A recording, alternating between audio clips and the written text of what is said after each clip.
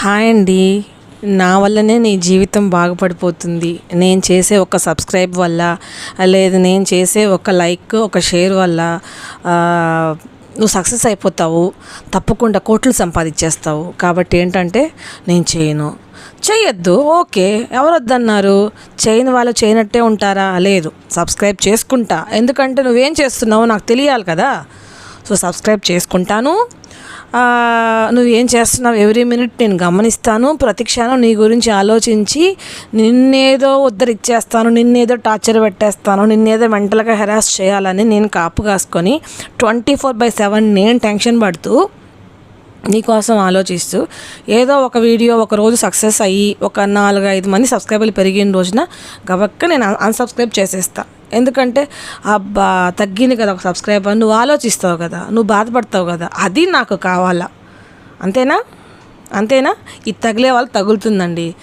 దాని గురించి ఎవ్వరూ బాధపడరండి. ఉండే ప్రతి ఒక్కరూ అన్సబ్స్క్రైబ్ చేసుకున్నా కూడా హానెస్ట్గా నచ్చి చేసుకునే వాళ్ళు కొంతమంది ఉంటారు. అంతే తప్పితే ఈ మెంటల్ హెరాస్మెంట్ చేస్తున్నాం అనే భ్రమలో మిమ్మల్ని మీరు మెంటల్గా హెరాస్ చేసుకోవద్దండి, ఇంకొకరిని హెరాస్ చేయొద్దండి. ఒకటి మీరు గుర్తుంచుకోవాల్సింది ఏంటంటే దీనివల్ల ఎవ్వరికి నష్టం అయితే జరగదన్నమాట. మీరే నష్టపోతారు. ఒకరిని నష్టం చేయాలనుకుంటే మీరే నష్టపోతారు. కాకపోతే ఆ ఒక్కరిని వదిలేస్తే రిమైనింగ్ అంతా మనం ఉన్నాం కదా. ఏం చేయాలంటే యూట్యూబ్ ఛానల్ సబ్స్క్రిప్షన్స్ ఇదనే కాదు, లైఫ్లో కూడా గుర్తుంచుకోవాల్సింది ఏదైనా ఉంది లేదా వచ్చింది అన్నప్పుడు పొంగిపోకూడదు. వెళ్ళిపోయింది కోల్పోయాము అన్నప్పుడు కుంగిపోకూడదు.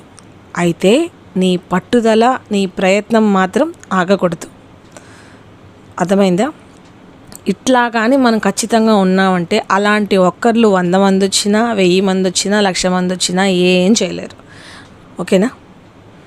All the best. ఒక్క మాట మర్చిపోయాను చెప్పడం. బ్లాస్టింగ్ న్యూస్ అన్నమాట ఇది.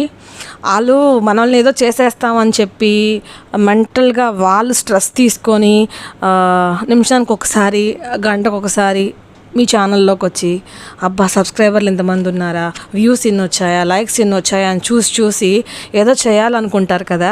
వాళ్ళకి తెలియని విషయం ఏంటంటే వాళ్ళు అలా పదే మీ ఛానల్ నేమ్ టైప్ చేయడం, మీ ఛానల్లోకి వచ్చి సెర్చ్ చేయడం, ఆ వీడియోలను పదే చూడడం వల్ల వాళ్ళకు తెలియకనే మీ ఛానల్ గ్రోత్కి వాళ్ళే ఫస్ట్ స్టెప్ పునాదన్నమాట.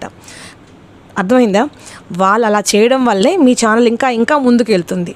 సో ఎటువంటి సిచ్యువేషన్లో కూడా డోంట్ ఫీల్. ఓకే.